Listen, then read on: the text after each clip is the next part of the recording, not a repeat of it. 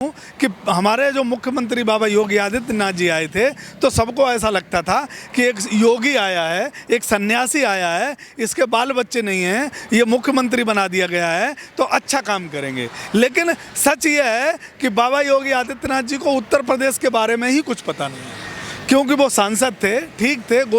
गोरखनाथ मंदिर के लिए या गोरखपुर के लिए उन्होंने क्या किया ये गोरखपुर की जनता बताएगी, लेकिन उत्तर प्रदेश को वो नहीं समझ पाए। उत्तर प्रदेश के लिए उन्होंने कोई ऐसा विकास नहीं किया जो चुनाव में जाके जनता के बीच में रहें। अच्छा, रही बात, अब आदमी ये देखता है कि उससे पहले जो मुख्यमंत्री थे अखिलेश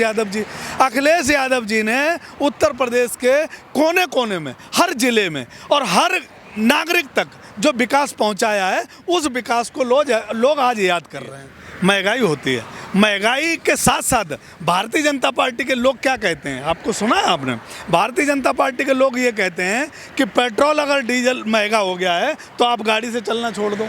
तेल महंगा हो गया है तो आप खाना छोड़ दो, रोटी मत खाओ, सब्जी मत पकाओ, टमाटर महंगा हो गया है तो टमाटर मत पकाओ, आप अगर डीजल महंगा हो गया है तो आप सिंचाई मत करो। भारतीय जनता पार्टी के जो लोगों को फार्मूला देते हैं उससे लोग ज़्यादा हताश और निराश हैं, क्योंकि भारतीय जनता पार्टी प्रधानमंत्री जी से और जो हमारे बाबा योगी आदित्यनाथ जी थे, इनसे लोगों ने बहुत उम्मीदें लगाई थी। लेकिन जो इनके लोग हैं वो ऐसे ऐसे फार्मूले निकाल के लाते हैं कि आप खाना मत खाओ, आप तेल मत खाओ, आप पेट्रोल मत जलाओ, आप डीजल मत जलाओ, आप मरने के लिए ही आर्मी में लोग भर्ती होते हैं। तो मतलब इस भाषा का जो उपयोग करते हैं, जैसे मान लो ये देश में किसान आंदोलन चल रहा है तो वो ये कहते हैं किसान फर्जी बैठे हैं। बताओ,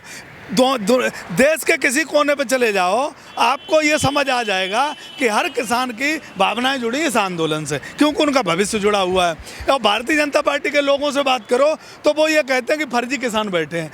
1500 से 1800 किलोमीटर जो आनंद विहार से लोग पैदल चल के गए, तो भारतीय जनता पार्टी के लोग कहते हैं कि मजदूर नहीं थे, ये तो लोग पैदल चलने वाले थे, नहीं तो पैदल ही चलना है ज़िंदगी भर। तो इन लोगों की न तो कोई विचारधारा है, न ही ये विकास पे ध्यान देते हैं, ये अब अपने मुद्दे से भटक गए। भारतीय जनता पार्टी की 200-300 से ऊपर उत्तर प्रदेश ने भर के सीट दी। उत्तर प्रदेश ने ये नहीं छोड़ा कि कल को भारतीय जनता पार्टी ये कहने लगे कि हमारी डबल इंजन की सरकार थी, हमारी सरकार में उत्तर प्रदेश में हमें पूरा बहुमत नहीं था, इसलिए हम ये काम नहीं कर पाए। तो उत्तर प्रदेश की जनता ने भारतीय जनता पार्टी को भर के झोली दिया, अंधाधुंध सीटें दे दी और भारतीय जनता पार्टी संभाल नहीं पाई उन सीटों को। उत्तर प्रदेश की जनता का मोह भंग हो गया है। अब उत्तर प्रदेश की जनता जहां भी जाएगी एक तरफा जाएगी, उत्तर प्रदेश की जनता जिसे भी देगी एक तरफा देगी। और मुझे लगता है कि उत्तर प्रदेश की जनता ने तय कर लिया है कि भारतीय जनता पार्टी सत्ता में रहने लायक नहीं है, कि न तो कोई विकास कर पाया,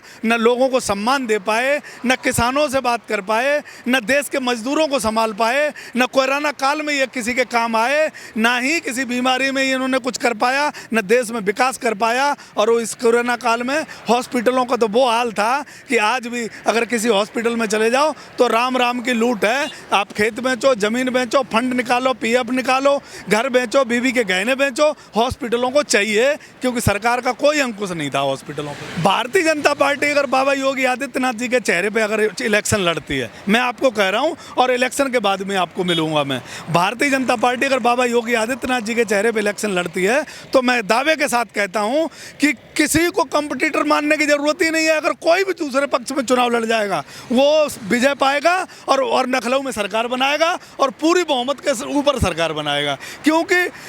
बाबा योगी आदित्यनाथ जी के इस चेहरे में 5 साल में ऐसा कोई विकास का काम नहीं किया उन्होंने जो भारतीय जनता पार्टी उन्हें आगे दिखा पाए कि हमने योगी आदित्यनाथ जी के चेहरे पे ये विकास कर पाया है। तो एक बात तो ये समझ लो कि भारतीय जनता पार्टी